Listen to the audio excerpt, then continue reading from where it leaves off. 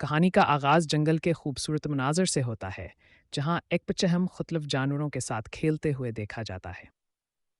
جنگل ایک پر امن سے بہکے طرح نظر آ رہا ہے، جہاں ماؤگلی خوشی سے مختلف سرگرمیوں میں مصروف ہے۔ جنگل کے میدان میں ماؤگلی اور شیر خان کی کہانی سامنے آتی ہے، جہاں شیر خان ماؤگلی کو دیکھ کر خوفناک نظر آتا ہے۔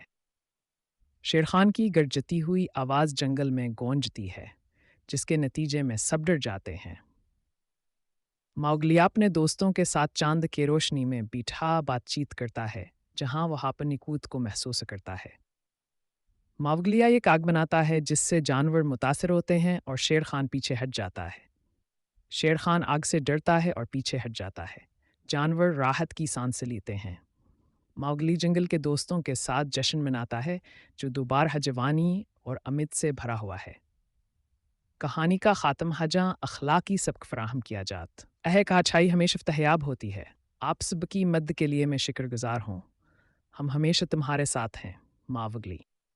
دوستی ہماری طاقت ہے، اسی طرح ہم محفوظ رہیں گے۔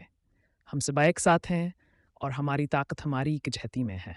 ماوگلی اپنی تقدیر کے لیے پختہ ہے، جنگل کو اپنا سچا گھر جانتا ہے۔